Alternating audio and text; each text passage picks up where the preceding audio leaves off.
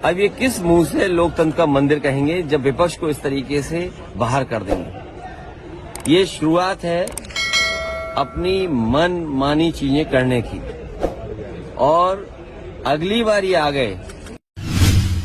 ये इतिहास में लिखा जाएगा कि एक सरकार ऐसी थी भाजपा की जिन्होंने 133 या 34 सांसदों को एक साथ सस्पेंड किया है, और ये हिंदुस्तान का इतिहास नहीं, ये पूरा विश्व का इतिहास बनेगा। और जहां पे भी डेमोक्रेसी की बात होगी तो ये एग्जाम्पल लिया जाएगा। जानकारी में नहीं है, मुझे मेरी जानकारी में नहीं है, इसलिए मैं टिप्पणी नहीं करूंगा। लेकिन भारतीय जनता पार्टी किस मुंह से लोकसभा को मंदिर कहेगी?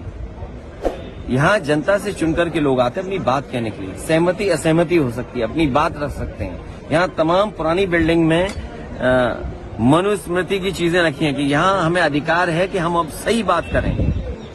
ये सरकार सही बात सुनना ही नहीं चाहती है। सच्चाई से क्यों सरकार भाग रही है? जो आज सांसद निलंबित किए गए हैं उनमें डिम्पल यादव का भी नाम है।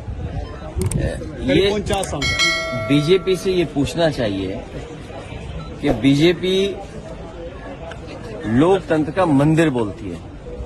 हम सब जितने भी सांसद इस सदन में रहे हैं, समय समय पे अपने भाषणों में लोकतंत्र का मंदिर कहा है।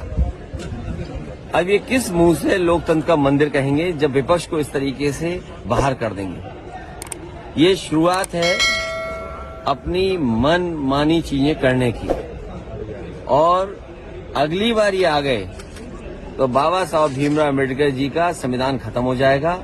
हम और आप इस दरवाजे से नहीं घुस पाएंगे, वो बाहर खड़ा है। सरकार की विफलता है कि वह विपक्ष के एमपीज को और सभी पार्टियों को साथ में नहीं ला पाई, क्योंकि बहुत ही महत्वपूर्ण बिल पास होने जा रहा है या पास करेगी ये सरकार जब पूरा विपक्ष नहीं होगा।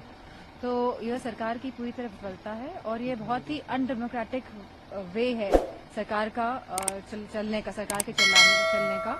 और हमारा मानना है कि जो हमारे अपोजिशन पार्टीज की जो जितने भी एमपीज उनकी मांग थी कि होम मिनिस्टर साहब आए, और जो 13 दिसंबर को जो घटना घटित हुई है जो एक नेशनल सिक्योरिटी इशू भी है, तो हम चाहते थे कि उसी पे ही चर्चा हो, और साथ में जो इनिशियली 13 एमपीज को सस्पेंड किया गया था तो उनकी बहाली हो।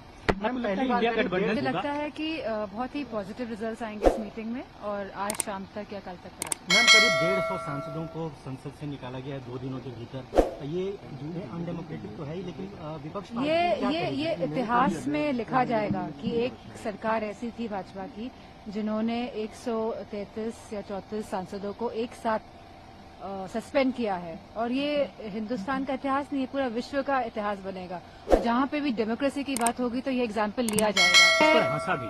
हो सकता है कुछ धनखड़ साहब का हुआ हो ये किस्सा राज्यसभा में, मुझे पता नहीं है, लेकिन मास सस्पेंशन मैं नहीं मानती हूँ कि ये कोई भी सभ्यता को दर्शाता है।